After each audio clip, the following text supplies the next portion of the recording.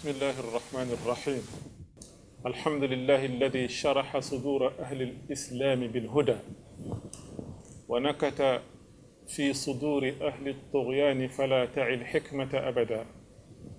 وأشهد أن لا إله إلا الله وحده لا شريك له إلها أحدا فردا صمدا لم يتخذ صاحبة ولا ولدا.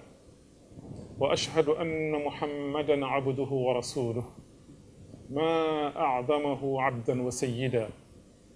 وأكرمه أصلا ومحتدا وأبهره صدرا وموردا وأطهره مضجعا ومولدا. صلى الله عليه وعلى آله وأصحابه غيوث الندى وليوث العدا صلاة وسلاما دائمين من اليوم إلى أن يبعث الناس غدا. mbokk yi déglu assalaamu aleykum wa rahmatullahi wa barakaatu. dellusi nañu beneen yoon ci géewu xam-xam bi nga xamee ne seen télévision RDV dinañ ko faral am ak yéen talaata bu nekk ci waxtu wi. xam ngeen ne seen émission approche ñu koy wax an nahj dafay topp jamono ci lépp loo xam ne lii ay xew-xew la bu ko defee mu woowal leen fii ay ñoo xam ne ñi yàlla def nañu ñu màcc jëm ci loolu la ñu bëgg a waxtaane ñu ñëw sottil leen fi li nga xamee ne yàlla subhanahu wa taala yombal na ko ci yom ci seen làmmeñ ñu wax ko.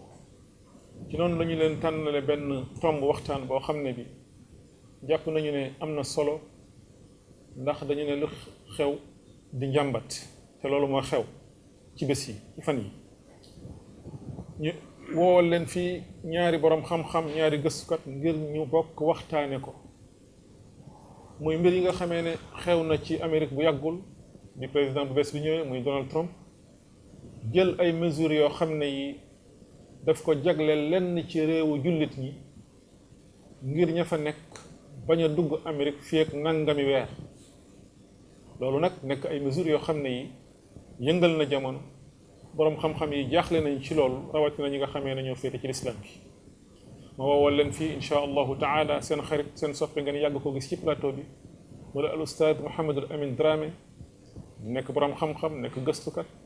ngeen xam ko ci mboolem géewi xam-xam yi nga xamee ne ñu ngi koy géewal boroom xam-xam yi fii ci Sénégal insha allahu taala.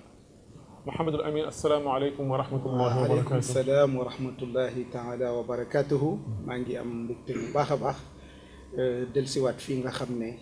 daara la ci ñun dañ fiy jàngee ak rawatina qualité bi émission bi am.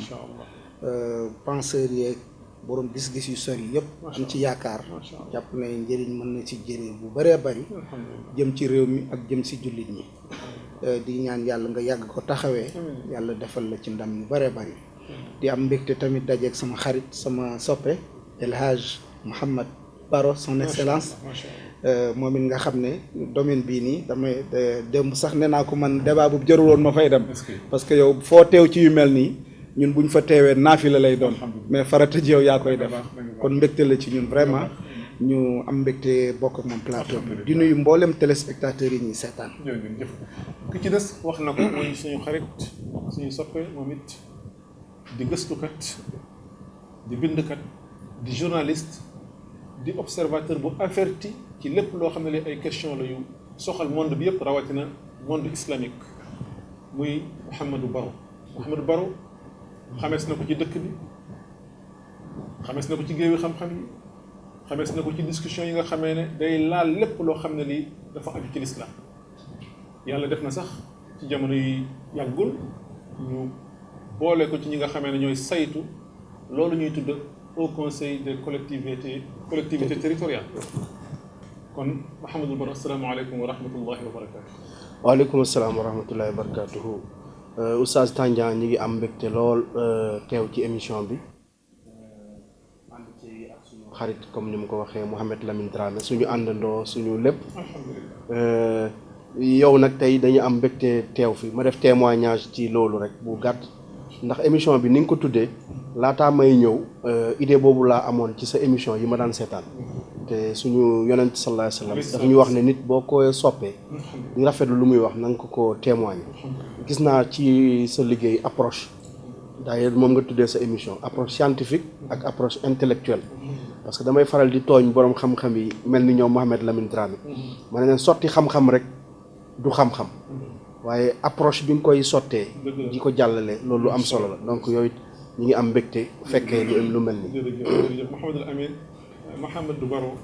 maa ngi feddali ñëpp ne ma ne noonu laa la bëggee noonu laa lay toppee noonu laa la soppee ñëw na ci xadis bu wér alayhi salaatu wassalaam mu toog saxaaba yi wér ko benn waay romb kenn ci saxaaba yi mu ne kii daal ku ma bëgg la yonent bi ne ko a axbartahu ndax wax nga ko ne da nga ko bëgg mu ne ko laa mu ne demal nga dab ko nga wax ko mu dab waa ji ne ko uhibbuka fillah mu ne ko ahabbaka allahu alladi ahbabtani min ajlihi aw ahbabtani fiihi kon ma ne ahbabtuka fillah Mouhamadul Amin li ma njëkkee wax mooy li ñëpp dégg américains yi dañu élire seen président muy Donald Trump waxoon na ci campagne électorale bi ne dinaa def nangam dinaa def nangam dinaa def nangam waaye dañu jàppoon ne rek ay propos la yoo xam ne yu démagogique wala ay propos la yoo xam ne yu populiste mooy loo xam ne da nga koy wax rek ngir nit ñi woteel la waaye jàpp ñu woon ne dana àgg ci di ko jëmmal di ko def ay décret ba mu nekk loo xam ne dañ koy doxal gis nañu ci àjjuma ba le passé jël na décret moom Donald Trump signé wax ne am na lenn ci dëkk jullit ñi juróom-ñaari dëkk yoo xam ne yi bokk na ca Iran bokk na ca Irak bokk na ca Libye bokk na ci Soudan bokk na ca Yemen ak yeneen ñaari dëkk mu nekk juróom-ñaar seeni ressortissants du ñu mën a jóge foofu dem Amérique fekk ñetti weer mesure yooyu nag làmbaalewul ñi nga xamee ne du ñu ay jullit ñooñu mën nañu ñëw waaye jullit ñi ñoom mënuñoo ñëw Amérique dugg fa fekk ñetti weer te mun na am sax bu jeexee ñu renouveler ko ban lecture nga am ci loolu nga xamee ne moom mooy mesure yi nga xamee ne ci yu njëkk yu Donald Trump jël ci bi mu yéegee ci nguur gi foofu ci Amérique. waaw Oustaz Cheikh man li ma si jàng ñaari mbir la bu njëkk bi mooy Donald Trump àddina bi soxla nañu ku mel ni moom ci ku nit ku sincère ci ay kàddu waaw très sincèrement man jàpp naa ne bu ñëpp doon def ni moom combat bi dana gaaw a jeex dana leer c'est-à-dire nga wax yow yaay kan wax li nga nar man en toute sincérité bu ma ko comparé ak Barack Obama man moo ma gënal Obama parce que kii teel na wax moom mooy kan wax na ko ñëpp digg bëccëg wax ko guddi wax ko bëccëg. waaw bon c'est-à-dire que waaw waaw maanaam daal noonu la bu fësal ak noonoom jëmale ko si lépp loo xam ne dafa jëm ci xeetu arab moom da leen bañ koo xam ne gu jéggi dayoo la arab waaye dafa bañ lépp loo xam ne da nga am rapport ak l'islam lépp luy taaral l'islam dalaa bañ ba nëbbu ko ak lépp loo xam ne benn idéologie boo xam ne jàpp na ne mën nga delloo si waat tedd nga l'islam démb mën nga taxaat ba jullit am dignité mën nga fexe ba jullit du seey doon li mu doon képp koo xam ne noonu nga gisee yow yaay premier ennemi donc moom li muy def lu leer la tey dafa jëmmal caacaay ak mbon ak yéene xeebaate ak boddi konte mboolem jikko yu bon yooyu yëpp nga xam ne lu bari ci Amérique tamit ci loolu du Trump moo ko njëkk a def mais ndono la ci ñoom waaw malheureusement wala heureusement moom ni mu wuteeg ñeneen ñi dañ daan màtt di ëf dégg nga moom nag dafa toog rek commencé di xët donc loolu la wute gars yi bon boo xoolee ni muy doxalee tey toogagul tey bu ñuy xool le mouvement islamique international bi ñuy tuddee xarakatul muy les frères musulmans tey mooy ennemi bi gën a rëy tey boo xam ne Trump bañ na ko malgré dañ leen a tooñ def coup d'état tooñ leen nangu nguur ga ca ñoom te élection yi ñu dem yépp dañoo gagné démocratiquement législative dégg nga présidentielle kii yëpp dañ ko gagné ñu xeex leen àddina bi seetaan leen ñu jàppale Assisi samp ko fa rey nit ña tëj nit ña léegi Obama sax biñ ko sàkkoo ci moom pour mu considérer frères yi ay terroristes dafa bañoon. Angleterre bañ, Allemagne bañ ne duñu mouvement terroriste mais tey fi mu nekk nii daf ne mouvement boobu mouvement terroriste la xam nga léegi loolu àddina boobu bu doy waar la loolu boo ko gisee du caaxaan parce que xam na frères yi seen gisin ci wàllu civilisation seen namm gi ñu namm tedd nga l'islam démb moo tax fi muy teg baaraamam xam na ko moom xam na fi muy dóor li muy def yépp lu mu xam la donc tey bu mu la bett nga toog fee quelque temps rek nga dégg ñu ne les frères musulmans xaraka irhabiya la c'est-à-dire irhab bu ñu la ko waxee xam nga à l'échelle mondiale waaw léegi xam nga irhab bu ñu ko waxee xam nga tey àddina bi seen dëkk xajatuñ fa ñu daw génn làqu ci yeneen dëkk yi léegi fépp dañuy am droit jàpp leen dañuy am droit fitnaal leen dañuy am droit toroxal leen léegi loolu day wane moom li muy def beneen bi mooy li nga xamante ne ni man wax dëgg yàlla yéem na ma ci moom mooy pragmatisme bi nekk ci moom xam nga jullit yi des fois da ngay jàng ci sa ennemi il faut ngay jàng ci moom Donald Trump loolu àddina bi war nañ ko jàng ci moom li mu wax daf ko théorie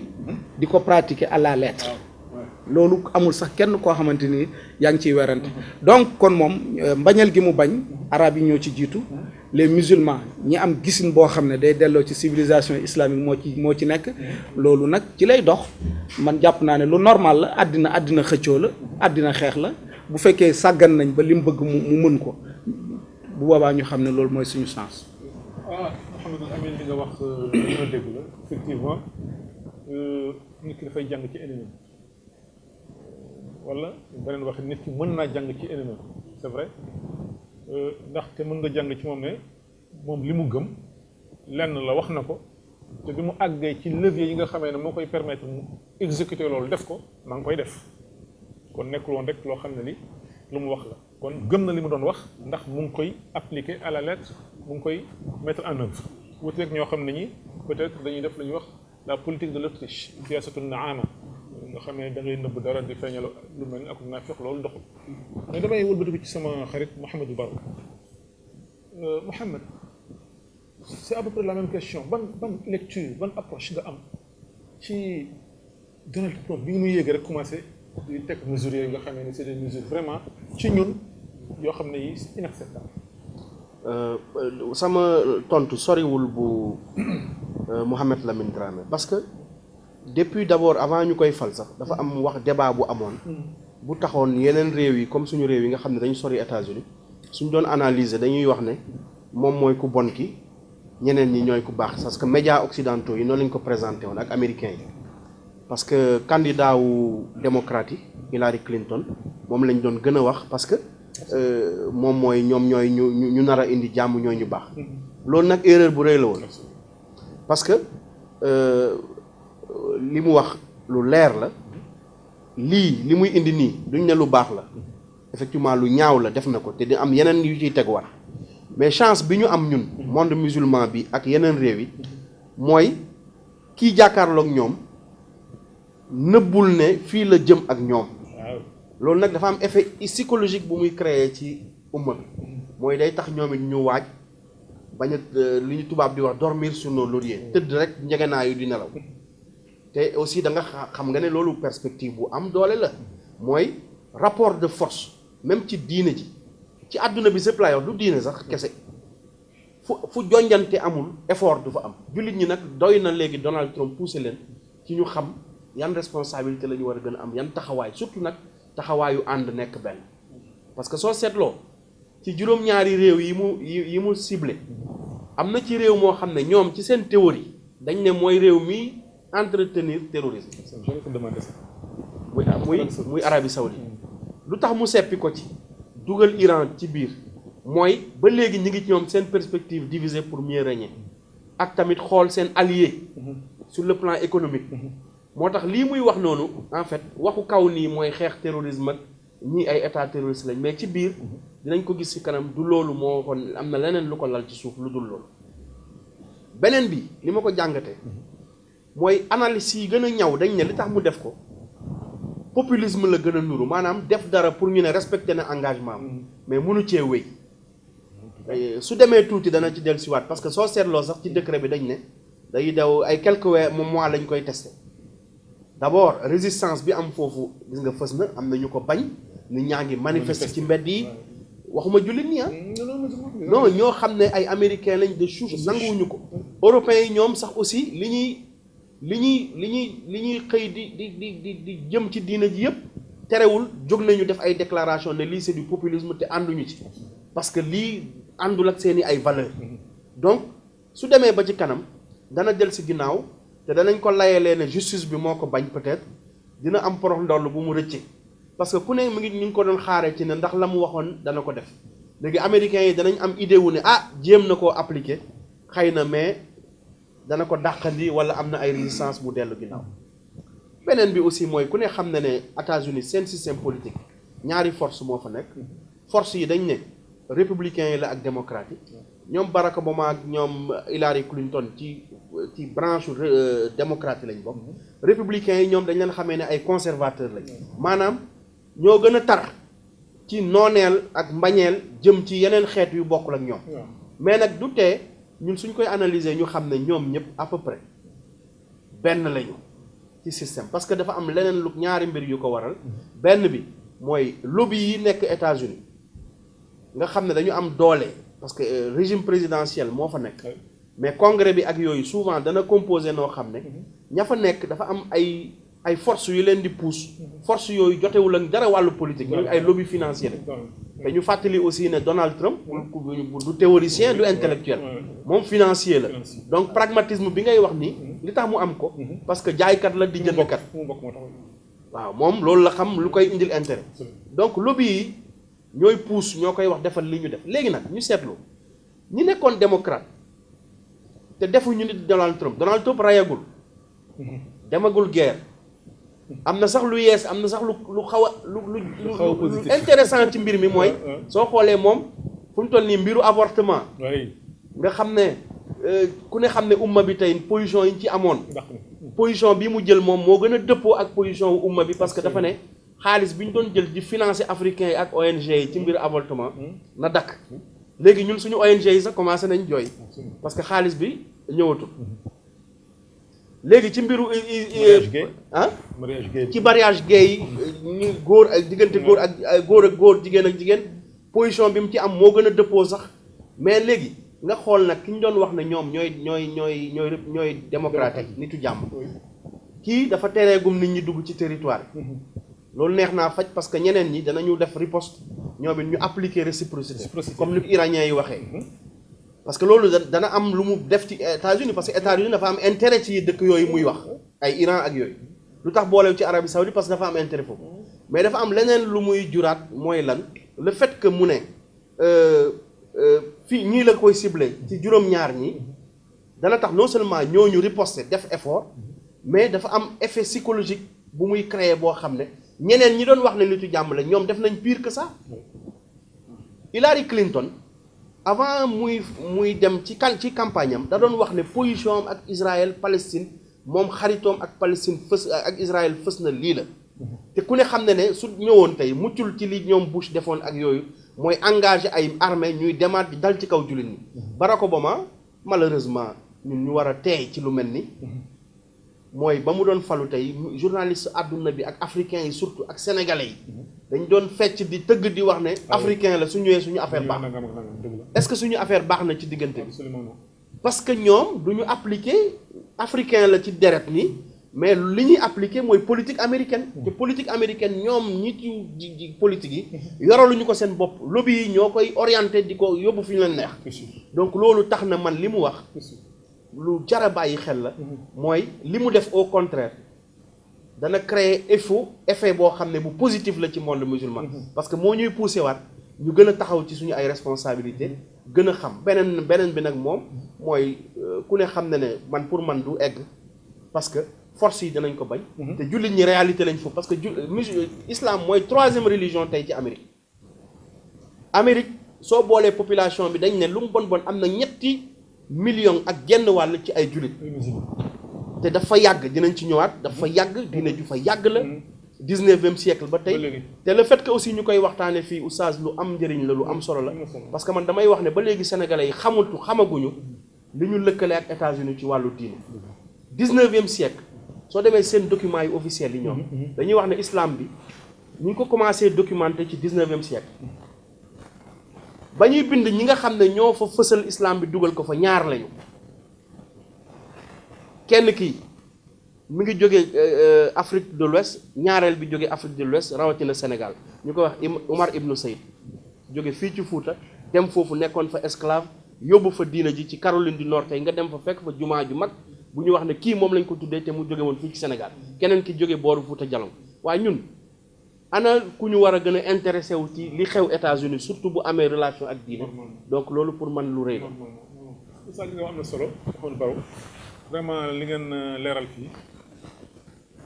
man sax échappé woon na maa ngi ci doog a rendre compte mais lu dëggu la c'est-à-dire lii di am nii li commencé di am ni en Amérique effectivement mun nañ ko gisee lu doy waar waaye mun na arranger lu bëri parce que li ngeen wax ni dama koy diggal parce que commencé na léegi di am ay problème parce que am na ay consultants américains yu bëri yoo xam ne yi de nationalité américaine lañu mais ay pays arabes yi la ñu dëkk waaye dañu mesure bi dafa leen fekkoon ñu nekk dëkk arab yi actuellement ils sont bloqués là-bas mënatuñu ñëw am na benn consultante bu ma doon lire sànq ci Le Figaro defe naa buy wax ni moom am na ay consultants yu bëri yu war a defi Suisse mais mënul dem parce que dafay ragal bu demee pour mu ñëwaat day am problème parce que elle est d'origine syrienne moom moo doon wax ci Le Figaro donc yu mel noonu yu bëri mi ngi xew donc loolu il faut mu secouer le gouvernement américain mënul nekk rek indifférent à ce qui se passe comme ça mais dama ragal Mouhamadou Amine dégg naa li ngeen wax c'est lu neex a dégg la mais dama ragal est-ce que foogu leen ne par exemple li mu def nii xam ne dafa tëb def loo xam ne ni ñu ñëpp ne ndoo la mu tëb ci def li mu bëgg a bàyyee ci des c'est-à-dire xam nga mi ngi wax ne léegi pour problème palestinien bi dafay nar a jël ambassade bi yóbbu ko fi nga xamee ne jullit yi ak palestinien ñoom loolu rek la ñuy bañ a dégg mooy Jérusalem yaa ngi dégg miir boobu ñuy tabax tamit dina fexe ba mu àgg ci li nga xamee ne noonu moo arrangé israélien yi man dama yaakaar ne est-ce que li muy def ni yëpp loolu tax koo jóg mais en fait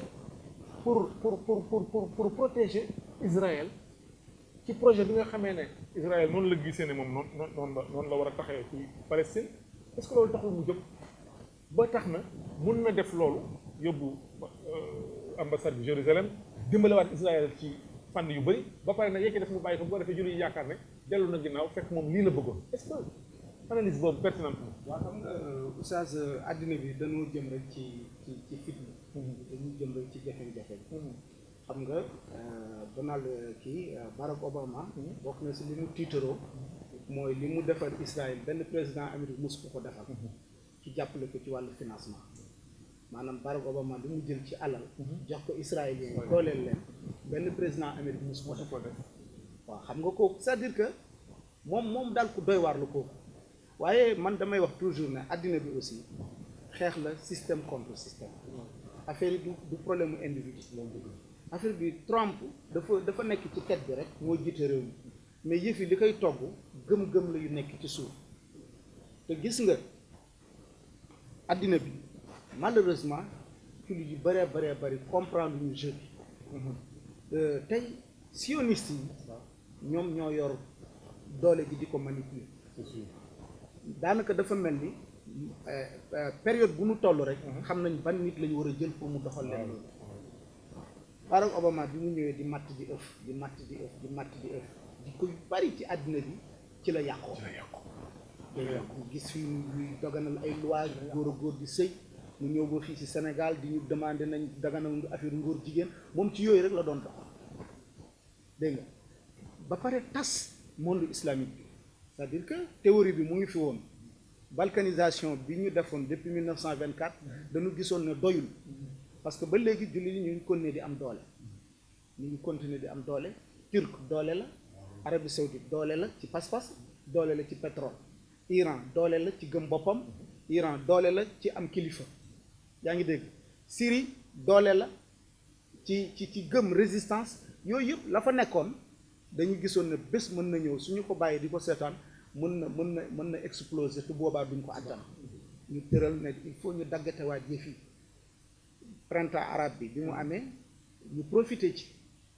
printemps arabe bi daanaka fi ñu toll nii àddina bi ñu bëri mënuñ ko jàngat parce que sax am na sax ñu dem bay sikki sàkka naan est-ce que réellement arabe yi ñoo ko defal seen bopp wala lu tubaab bi togg ci suuf la yëngal leen waaw parce que bi mu amee ba léegi ci la àddina tas ci la dëkku arabe yi la fa nekkoon a kas bon tas yàqu ma xam nga léegi Syrie moom fii ak ñaar fukki at dootul tal kenn moom ku dul boppam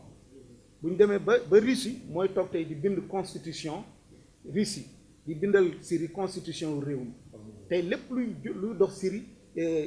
Moscou lañ koy toggee te mënuñ ci dara Irak waxaale wuñ ko Irak moom fi mu nekk nii yàlla rek a xam mais dootul jàpp te ndeysaan moo li ma la wax mbonuk américain yi bu leen fàttali ne keroog avion yi George Bush njëkk a indi Irak bi ñuy wàccee ay këyit xam nga lan lañ ci bindoo këyit yi avion yi doon wàccee di ko wàcc ci population bi dañu ñëw pour jox leen liberté dañu ñëw pour indil leen démocratie yéen irakien yi yow daaw dégg nga Tony Blair def déclaration ne arme ya ñu waxoon ne Saddam da koo yore woon dañ doon fen dañ doon fen kon dugg gañ fa dugg yépp ci fen la tegu rey plus de 2 millions ba pare génn réew mi dem génn réew mi léegi sunna ak chia fi mu nekk nii ñooñu bor la bu ñuy fayante parce que am na loo xam ne boo ko defee ci kuréelu jàmbur baa nga def ko ci famille jàmbur du ko fàtte dugal nañ leen ci fay wante boo xam ne yàlla xam kañ lay jeex dégg nga beneen ba réew ma xëccoo kii la rek dañ koy séddoo iranien yi ñëw nañu bëgg a jël seen wàll ci Irak turc ne dana jël wàllam américains yi tamit jël seen wàll Syrie même chose dañ koy séddoo léegi moment bu toll noonu réew amatul Arabie Saoudite fi mu nekk nii ci nen la ñu toog ci nen la ñu toog saa su nekk réew mi mën na tàkk dégg nga bu ko américains yi bàyyee ba léegi rek c'est parce que intérêt yañ fa am moom la ñuy sàmm donc àddina bi ci boppam fi Trump ñëwee Trump daanaka fi mu ne yàlla dong moo mën ci moom dara parce que lu koy gàllankoor dafay taxaw amul état yu nekk benn arab yi xam nga arab moom amatul daanaka ligue arabe moo fi nekk te amul solo bon beneen bi li mën a taxaw dëgg-dëgg mooy kii bi mu'tamarul islami bi bi ñu tuddee woon aussi loolu ñooñu ñoo fi nekk te ñooñu tamit seen doole taxu koo demee noonu donc tey fi ñu toll ni moom mën na def lu bare li mu doon bëgg li ma fi Barack Obama yemoon moom daf koy continuer Israël saa su nekk day gën di jël ci Palestine léegi yemuñ ci sax ne fi ñu toll nii dañuy jël seen ambassade bi yóbbu ko Quds mais ñu ngi woo yeneen réew yépp pour ñu def loolu ñu jël seen réew yi seen ambassade yi yóbbu ko foofu donc Palestine moom ci coono la jëm bon li ci gën a doy waar man damay wax toujours ne palestiniens yi mooy source bi yàlla di allégué àddina bi parce que saa yu ñu demee ba teg leen lu ñu àttanatul rek yàlla dina xëpp àddina bi catastrophe boo xam ne ñëpp koy bokk xam nga li tubaab mënatul def palestinien lu raw li leen Sisi def ci àddina mënul nekk Abdel Fattah Sisi li mu won palestinien ci àddina juif dootu ko def dégg nga àddina bi moo tax fii ñu nekk ñun yàlla rek moo ñu mën a dimbale réew bi ëpp doole ci réewu arab yi muy Égypte plus de 100 millions tey Israël nee nañu ñëw Abdel Fattah Sisi moo gën a fort ci ñoom ndam la ñu amoon 1967 bi ñu gañee arab yëpp nee na ñëw Fattah Sisi moo leen ëppal doole loolu mais sax kii Sisi cadeau la bu jógee asamaan yàlla jox ko Israël ndax li muy représenté seen i intérêt ak seen i intérêt te moo jiite réewu xam-xam réewu Azhar moo jiite dégg nga réew mi ëpp doole ci réewu arab yi loolu moom moo koy def léegi boo xoolee sax wax yu garaaw yi Trump wax ni yëpp moom mu ngi koy wax ci diine ji ak Sisi nee na teg daanaka dafa tuumaal jullit yëpp ne ay terroriste lañu ba pare daal di wax texte yu bëri dañ ko war a xoolaat saa yu jamee lenn ci diine balaa ñuy kii rek mu jamaat leneen fi ñu jëm yàlla rek a xam mais Baro dafa am lu mu junj lu am solo mooy yàlla dafay joué loo nit ku nekk dalay sas wi soo ko bayul da la fiy jëlee indi keneen actuellement conscience bi am ci biir jullit yi ni mu yaatoo ak jullit yi ni mu ñoree mën na jur ci ñoom jom c'est-à-dire que jàppootuma benn yoon ne nit dina continuer te di leen yilif parce que printemps arabe lu la ci waay mën a wax mooy fipp bi population yi fipp rek dara am na solo ñoom moom da nga leen di rey waaye dootoo leen yilif di leen def lu leen neex loolu mooy li ci positif te nag nit ki su demee ba nga xam ne ragalatul dee li Seydina Aboubacar waxoon utlubul mawta tuhab lakumul xayaa xamal ne beneen naissance bu bees mu ngi am ci xel te heureusement dëkku arabe yi tey foofu niveau boobu lañ toll maanaam seen ñeme dee seen ñeme def sacrifice day gën di yaatu malgré te rey bu métti bi ñu leen di rey jalgati ak yelleef fi doomu aadama lépp ñu ngi continuer di résister partout ci dëkku arabe yi donc jàpp nañ ne sax am na analyse yuy wax ne printemps arabe bi vraie révolution la parce que la révolution française daanaka diire na lu mat siècle balaa résultat bi di am te ñoom ñëpp nee nañu nii buñ ci continuer mënuñu dem ñaar fukki at te lu dul dinañu am li ñu bëgg donc Trump ci fitna la ñu jëmale mais fitna boobu conscience rek lay jur ci biir jullit bi loolu am na solo loolu am na solo foofu laa doon jëm si mooy musulman yi surtout population yi am na conscience bi leen commencé dugg depuis comme ni nga waxee ci printemps arabe bi bon mu des nag ñu xool ndax lu ñu programmé woon la les occidentaux wala loolu en tout cas daal am na positivité bi ci nekk malgré que am na ay négativité loolu mënuñu ko nier mais li ma bëggoon laaj moom nañu bar mooy oustaz junj na xam nga ñun xam nañu ne li Trump def c'est-à-dire am ay dëkk yu mu ciblé na ñooñu la seeni ressortissants du ñëw Amérique pendant quelques mois ñu sempi Arabie Saoudite te wax nga ko léegi ci 19 personnes yi nga xamee ne dañuy wax ne ñoo attaqué woon ñaari tours jumelles yooyu 11 septembre 15 yi ay saoudiens lañu ci li ñu wax day waxaat ci seen i wax léegi ñu seppi Arabie Saoudite donc est-ce que julli ñoom waruñu xalaat ne ñii seen intérêt moo leen di tax a dox mais du leneen ñoom it ñu jóg ñoom it pour préparer wu ñoom it xam lan mooy seen intérêt ñu dox ko ñu taxaw ci mais quel est le problème chez les musulmans lan mooy problème bi ba ñoom nit waa bi di def nga xamee ne seen intérêt bu taxawee dañuy dootuñu dégg wax dootuñu dégg def dañ ciy dem droit mais ñun dañuy xam ne ñii li ñuy def nii seen intérêt mais ñun suñuy intérêt ana suñuy intérêt ak ana ñi nga xamee ne ñooy taxaw pour défendre nos intérêts vis-à-vis de ñi nga xamee ne dañuy taxaw fii di falaxe suñuy ngëm-ngëm di falaxe suñu diine di falaxe suñu lépp suñu identité ñooñu naka lañ nit musulman yi war a defal moom ban relation moo war a nekk suñuy relation xam nga question bi nga laaj question bu rëy la bi ñuy door dama insister ci émission bi ak ni nga ko tuddee ak li ngay def du woon gratuitement xam nga dafa am benn borom xam-xam bu mag bu ñuy wax Ibrahim Hussein mu ne jullit ñi bu dee xam-xam tey bi gën a urgent bu ñu war a jàng mooy xam lu ne enjeu yi lan la waaw jullit ñi foofu la ñu tardé boo seetloo àdduna bi yëpp nag laay wax xoolal ñun fii da ngay gis daje jullit suba ba ngoon wala guddi lëmb ñuy waxtaane ay suñuy couleur mbubb ak suñuy mbaxane ni mu war a mel ak ñuy tagganteeg di joxe ay kii c'est-à-dire que mooy àdduna bi ñu ngi koy togg fenn mais ñun dafa mel ni dañu sori togg boobu ñun nous faisons ko consommer la ñuy togg mooy xamuñu enjeu yi àdduna bi fa mu toll loolu nag li koy indi nag mooy nasax mooy ñàkk c'est-à-dire sori nag fondamentaux yi mooy lan sori pouvoir sori enjeu économique sori yu am solo yu rëy yi xam nga dafa am suñu kilifa Cheikh Makhtar Kébé bu ñuy faral di wax ne dafa am saxaaba bu nit ñëw di ko laaj naan ko su ma yéegoon ci miir wi daanu su ma daanoo sama julli wala ma yéeg ci garab gaynde di ma dàq mu ne waa ji kilifa bi tëgg ko mbéj gu wóor keroog la xam àtte ba la mu laaj xam nga fu àdduna bi toll ngay indi nit ñi ci ay détails di leen dugal ci ay logique yoo xam ne mënuñu apporter la loolu moo indi monde musulman fi mu nekk mais loolu nag ñoom ñoo ñu koy def ñoo ñu pousse ci loo xam ne amul enjeu te soo seetloo lii di xew nii Trump di ko def mooy lii génnee jullit ñi ci seen nelaw moo tax mu positif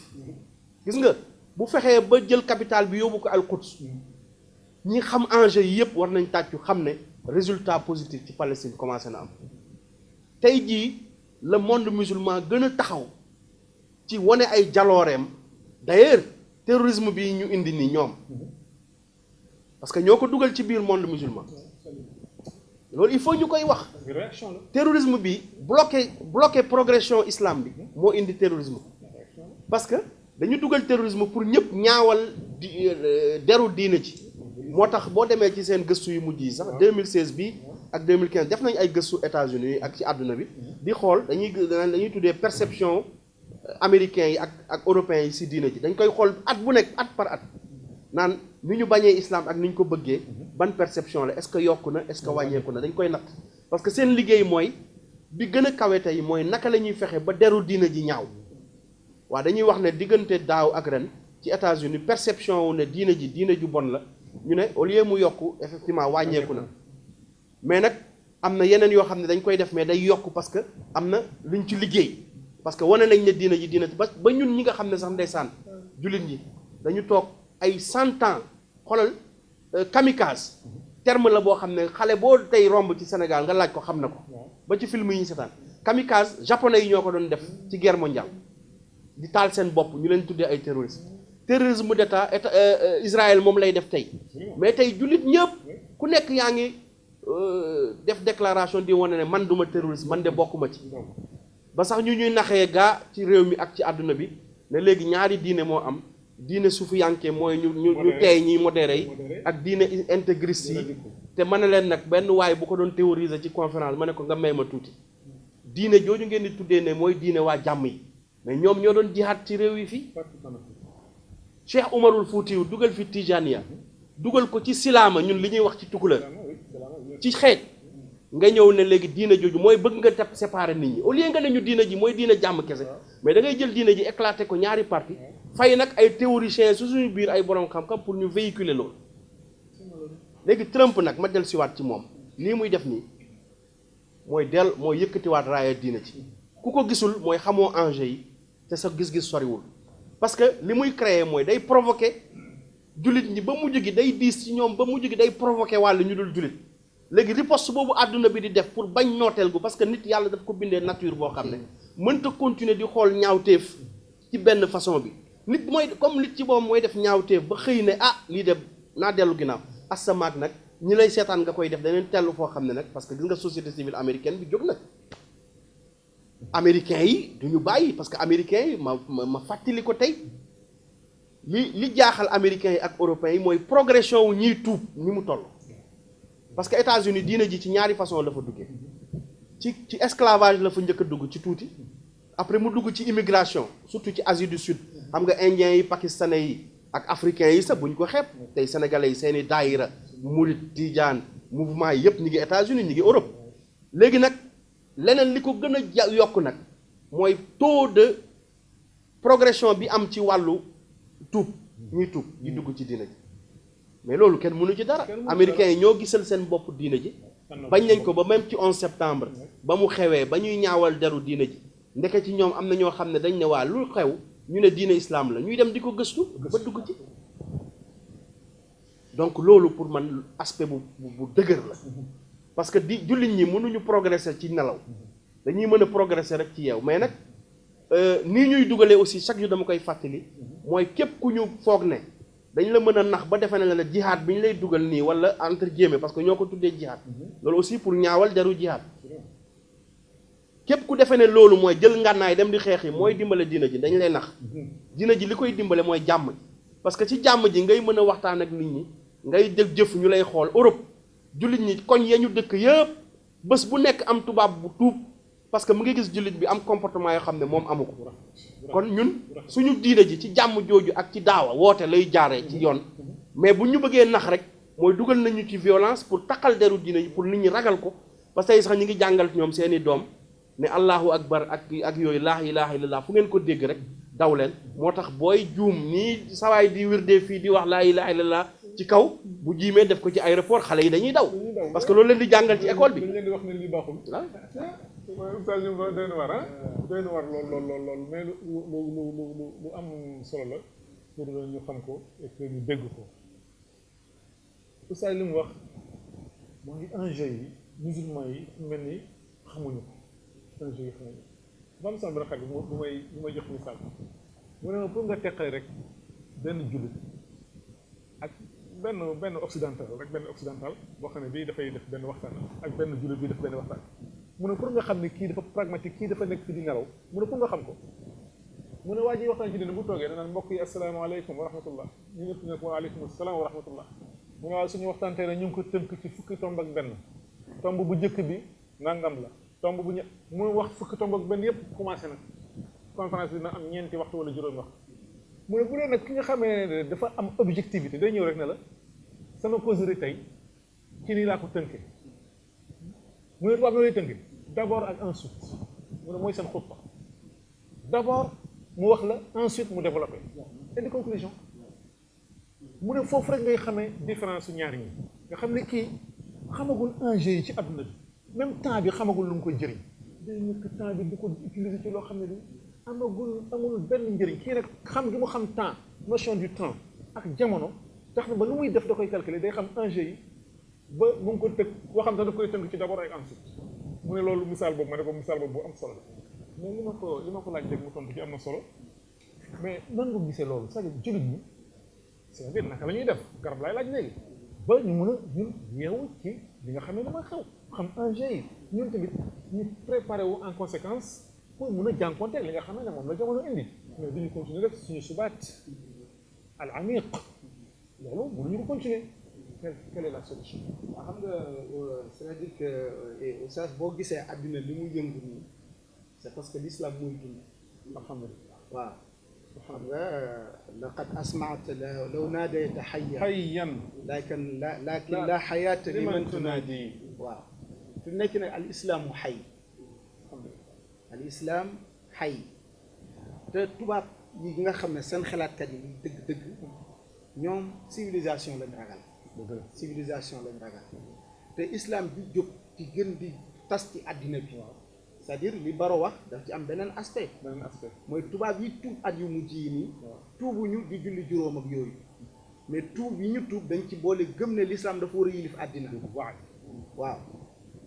gis nga loolu. sew la. xam nga tubaab dinaa koy faral di wax toujours jullit boo xam ne da ngay bel di def bés bi jot téeméeri junni laa ilaha illa allah yaa latiif nga def ci téeméeri junni yaa xayu yaa qayyum nga def ci téeméeri junni waaye fa nga toog rek nga toog ñoom bu ñu sañoon jullit yëpp ni yow la ñu mel. waaw ñoom li ñu bañ dëgg-dëgg di leen déranger mooy jullit boo xam ne da ngay wax ne science bii nii jullit yee ko moom dañ ko war a jël technologie bi dañ ko war a jël tuubal ko. dégg nga système politique bi waaw addina bi justice moo fi war a dox. maandute yemoo bu dëggantaan ay droit de veto dootul am. c'est vrai na Amérique amee droit de veto noonu la ko Somalie di amee. na ko Russie amee noonu la ko Gambie di amee. xam nga yemoo amul ci addina bi. système bu jàng boobu nga xam ne moo yor addina bi l'islam bi woote ci nañ fi jëlee système boobu indi fi maandute ak yemoo boobu la tubaab yi bañ. léegi boo gisee nag tey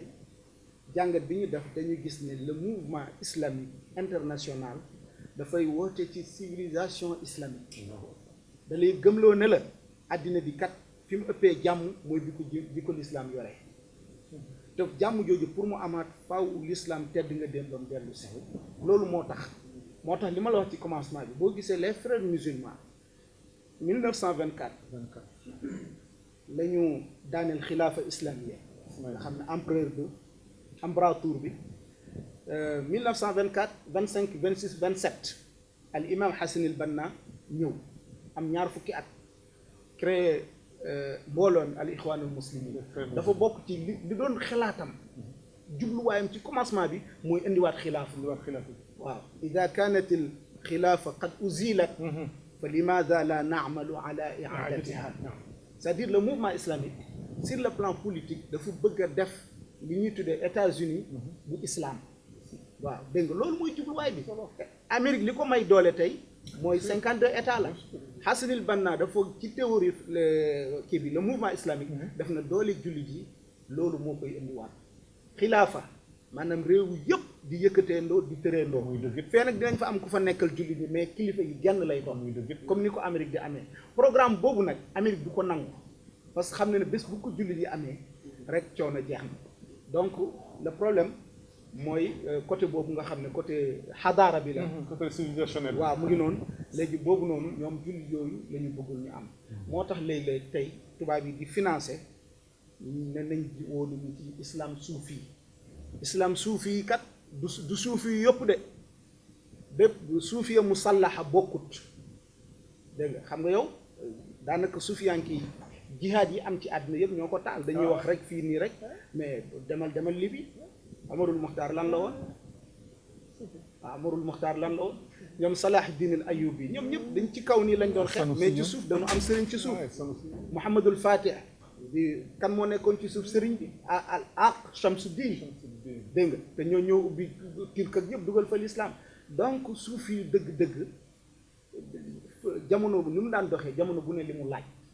ñun nag dañu ñëw ci benn jamono boo xam ne suñuy mag ak ni ñu yàlla leeralee seen xel ci gis-gis dañu gis ne jël ngànnaay matu ko parce que rapport de force amu fi mooy Seydi Hadj Malick parce que gis na Cheikh Omar ak ñeneen fan la seen jihaatu jaasi mujj mu ne nag jaru ko parce que tubaab yi actuellement mënuñu xeex ak ñoom ci ngànnaay parce que rapport de force amul mais ñëpp a xelaat jël jaasi même Cheikh Ahmadou Bamba xelaat na ko ida zakartu dalika al mabita wa dalika al amira wa subuta taarat ila al jihadi nafsi bil armaahi lakin zabba anni al maahi professeur Gallaay bind na ci téeréem Gallaay Njaay ci sabilu salaam nee na même Sidi Hadj Malick xelaatoon na loolu mais Cheikh Moussa Camara am na bindante bu am seen diggante mu ne ko rapport de force amul tubaab bi xeex ak ñoom xaru la donc comme amuñu rapport de force nag ñu dem nag léegi ubbi daara yi pour aar diine ji di jël seeni zikkar di ñaan mais tey ka nekk Palestine pistolet ba mu yor da ko war a tirer parce que loolu la mais toog bëgg ñu dindi suñu diine amul ngànnaay amul bomb non loolu am parce que ngànnaay mooy tax àddina bi kii fii nii parce que dañu war a dem wuti ay ngànnaay dégg nga bu ko laajee waaw bu ko laajee léegi nag li Baro wax sànq damay dégg toujours nit ñi di def amalgame boo xoolee léegi baatu jihadiste ak terroriste dañ koo jaxase c'est-à-dire jihadiste égale terroriste terroriste égale jihadiste ñoo ko tey ñoom ñoo ko tey parce que baatu jihad bi nga xam ne mooy jox jullit ndam moom lañu suñu maam suñu kilifa yi jàngal ne saa yu ngeen ko bàyyee torox Seydina Aboubacar maa taraka xawmun al jihad illa zullu waaw léegi diaboliser baatu jihad bi ba kenn dootu ko utiliser loolu la te ñoom damay wax toujours sax pour ñoom ñu bëgg mu nekk synonyme jihad nekk terroriste te damay wax ne tey xam nga tey léeg-léeg nga dégg ñu jàpp nañ fi ay nit ñu ne lu tax ñu jàpp la ñu ne dañ doon dem Syrie pour xeex yaa ngi dégg loolu ay julli yu jógee ci yeneen dëkk dem Syrie ne dañuy xeex ñu ne ñooñu ay jihadiste lañ dañ leen war a jàpp et pourtant loolu américains yi ñoom ñoo ubbi buntu boobu dégg nga 1979 bi Afghanistan di xeex ak Union soviétique kàngam bi gën a mag nga xam ne moom la ñuy wax cheikhul mujahidina fi qarnil ashrin docteur Abdoulaye Azzam muy sëriñu Oussama Ben Laden daf doon dem biir Amérique ci biir université yi di woon nit ñi kaa leen dem jihad léegi ñu baree bari ci université yi lañ jógee dem Afghanistan boobu jihadiste dafa baaxoon c'est parce que enjeu bu ba fa nekkoon américains yi xamoon na ne mujahidin yi ragaluñ dee ñoom ñoo mën a def face Union soviétique parce que Amérique guerre froide rek la mënoon doxal ci suuf mu leen di dimbale ci ay armement donc jihad ba mu ko neexee mu gis ne mën naa daaneel Union soviétique dafa wax sëriñ si yëpp ñuy def fatwa Abdallah Azzam àddina la wër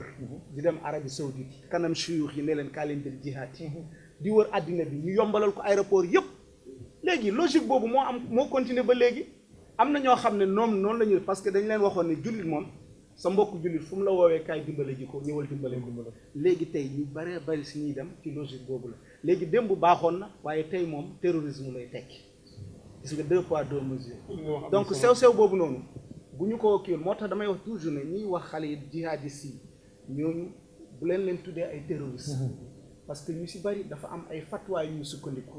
dégg nga ji ayatu rahman fii jihadil afghan boo demee téere boobu xale ya nga xam ne miracle yi ca lañ wàcc ñëpp ay jihadiste lañ te boobu ñii Amérique lañ jógee ñii France lañ jógee ñii Europe lañ jógee dañ leen doon ay héros lañ leen defoon waaw daga noonu na démb waaye tey nangootuñu ko léegi xale yooyu di leen jàpp di leen tëj ak di leen jàpp di leen torturer ak di leen fitnaal comme ni muy amee léegi jaru ko loolu idéologie la da ngay xeex ak ñoom ci wàllu xelaat boole leen ak boroomi xam-xam yi def ak ñoom débat convaincre leen ne leen jihad lu baax la lu yàlla digle lu yonent bi digle la mais jihad dafa am ay charte est-ce que conditions yi réunir dégg nga est-ce que ni mu valable woon démb jullit yi di dem Afghanistan est-ce que àddina démb Afghanistan bi ak àddina tey bu Syrie bi benn la leerut dégg nga parce que xamoo fan nga jëm comme yëf yi leerul nag da ngay toog defe naa bu ñu doon waxtaanee ak ñoom noonu di def ko ci façon bu sérieux bañ ci jublu xaalis bu ñuy jël ci tubaab yi yooyu kon bu boobaa kon problème yi doon na rek la mais tey ñoom ñëpp ñoo xam ne intention yu baax lañ yor nga diaboliser leen yàq leen terroriser leen ay xale ay jàngalekat ay boroomi xam-xam nga yàq seen àddina toroxal seen i famille loolu dafay indi beneen musiba. dëgg la oustaz xam naa li ngay wax ni loo xam la ak loo yëg la ndax ku la déglu li ngay wax xam ko oustaz ñu ngay wax ni ñaari minute la lan ngay commenté ci li mu wax ni nga teg wax waaw man de li ma ci wax mooy en tout cas liggéey bu bëri bu ñuy xaar umma bi beneen bi aussi mooy condition yu bëri favorable na pour umma bi defaat parce que umma bi ay étapes lay franchir malheureusement ñun si suñu analyse ñooy juum rek xam nga ñun dañu gaaw a comme ma tooñ jigéen dawalub jigéen nga xam ne bu jaaxle rek yëkkati volant yi ñun dañu gaaw ci sànku nañu jullit ñi alors que tey la jullit ñi gën a nekk ci position wu waaw nekk ci yoon te lépp wane na ko parce que dañu am ay cycles yu ñuy traversé soo seetloo Europe ak États-Unis Europe phase u déclin bi mu ci tollee dëgg-dëgg suufee ba ñàkk alal ba ak koom-koomam yépp mu jëlee ko Afrique ak réew jullit ñi dem na ba dépassé étape boobu ba toll tey ci étape bu développement jullit ñi aussi dañu nekkoon ci étape bu nelaw bi mu ngi faaj a jeex phase boobu léegi mu jeex ñu duggaat incha allah ci phase bi nga xam ne mooy positionné waat jullit ñi parce que jullit ñi ngi delluwaat ci xamaan ne science dafa am doole xam-xam dafa am doole xoolal ñun suñu mag ñu baax ñi ba ci fii ci Sokone Cheikh Ahmad Dem bind ci xam-xam ñun fii boo koo fi ne boroom xam-xam rek dañuy defe ne mooy ki mel ni Mouhamed Lamine Dramé sol koppati taxaw di waaraate naan aaya bi nangam boo ko laajee ci science xamul boo ko ne oustaz nu ñuy defaree portable xamul des fois sax ñu taggee ko ne yoonam nekkul ci àdduna day fanaane julli kese alors que mag ñi dañ daan julli di liggéey ci xam-xam di produire science jullit ñi loolu moo leen positionné woon ñu nekk ci kaw donc loolu rek laa bëgg a tëjee di wax ne muy États-Unis muy Europe muy Afrique jullit ñi tey la ñu gën a taxaw pour avancer mais malheureusement ñu bëri gisuñu ko li ko indi aussi mooy médias yi européens yi ak américains yi ak juifs yi dañu teg seen loxo ñu ngi waaj a fippu mais des na fi may jeexalee mooy aussi réew du ndaw wax na fi léegi Al-Sisi tooñ bi mujj bi mu tooñ àdduna gi tooñ suñu borom mooy ñu war a daan résolution Israël ci tooñaangeem mu bañ ne du ko def ñu menacé ko Donald Trump menacé ko mu daw réew mu mel ni Sénégal bu ñu tuddee réew mu ndaw moo tax nee naa gars yi nañ gëm suñu bopp réew du ndaw dañu gëm suñu bopp dooleel suñu bopp dooleel suñu diine ji dooleel kilifa yi ñun ñëpp ñu taxaw bu jaree taxaw bu ko defee suñu taxawee rek dinañ xam ne ñun ñi am na lu ñu représenté ci àdduna mais malheureusement liggéey la laaj ak sensibilisation suñ ci eggagul incha allah ci kanam tuuti danañ ci egg incha allah. jërëjëf Mouhamadou Amine. waaw kàddu bi may tàggoo rek mooy di Baro parce que tamit loolu ndam la. damay wax toujours ne suñu journalistes yi ñoom journalistes yi seen liggéey dafa des. daanaka yi gën a am solo. ñoom duñ ko tas duñ ko kii ci détails yi ci la ñuy nekk. ndam li ñu am foofu noonu. ci résolution boobu noonu. Sénégal yu waroon nañ ko feete. parce que àddina bi fépp télé yu mag yi journaux yu mag yi ñëpp ci bind. maa ngi koy wax keroog si suñu émission ma ne benn journaliste bu nekk Jazira. dafa wax ne Égypte nekkatul ummu dunia xam nga dañuy wax Misra ummu dunia nee na Sénégal hiya ummu dunia ci taxawaay bi mu am xoolal ma ndam lu rëy loolu alhamdulilah ci Sénégal hiya ummu dunia boo demee ci YouTube di nga ko fa fekk nit ñu bëri di ci commenter mais fii kenn yëgu ko ñoom Baro waxuñu ci dara dégg nga man daal dama xamul suñu journaliste yi luy seen liggéey donc loolu ni mu ko waxee wax dëgg yàlla ndam la loo xam ne day wane ne Sénégal warul xeeb boppam dinaay wax ne problème yi am ci àddina bi ñun mën nañ ci am solution yoo xam ne ci Sénégal lay jógee surtout ci monde islamique toujours ma wax ko dama ne arabe bi wóoluwul perse bi wóoluwul arabe bi perse bi wóoluwul turc bi wóoluwul perse bi parce que ñooñu dafa am deret daa dox ci seen diggante ak damm te deret dafa diis ak ay jaar-jaar non deret yi yuul yool ñoom seen deret seen loxo yi ak seen bakkan yi ak seen bëñ yi mu ngi toq deret léegi Sénégal nag bi nga xam ne yàlla dimbale na ko deret amu fi même ñi ñuy tuddee terroriste ci Sénégal kenn mosu see jam nit paak kon ñun ñoo mën a dem jubale leen maa ngi woo jullit ñu gën a am conscience jullit day am conscience al muslim yakunu waa'iyan al waayu rek bu ñu ko amee muy conscience ñu bañ di ñu nax di ñu dugal ci ay détails te problème yu mag yi nekk suñu kanam loolu daal bu ñu ko defee yàlla jërëjëf téléspectateurs yi xam naa ne doyul leen man mii présenté tamit doyul la ndax ñaar ñi ma fi indi tey ku ci nekk li muy wax da koo maîtriser te dafa nose ànd ak li nga xamee ne mooy xam-xam kon waxtu mu ñu tënk mënuñu lu dul gërëm leen sant leen di leen ñaanal yàlla subhanahu wa taala mu defal leen tawfiq sujet bi dañ ko commencé rek insha allahu taala waaye mën na am ay suite ndax lu nekk noonu la xaw mu tàmbali am ay suite kon maa ngi leen di ñaanal yàlla subhanahu wa taala mu defal leen tawfiq defal leen salaahu dunia wal axira defal leen ixlaas ci seen wax ci seen yéene ci seen jëf yal na leen ko yàlla defal suñu mbokk yu baax yi nekkoon ci machine bi tamit ñu ngi leen di ñaanal lu mel noonu yàlla defal leen tawfiq defal ko seen njaboot hada wa sallallahu wa sallama ala abdillahi wa rasulihi sayidina muhammadin wa ala alihi wa sahbihi assalaamu alaykum wa rahmatullahi wa barakatuh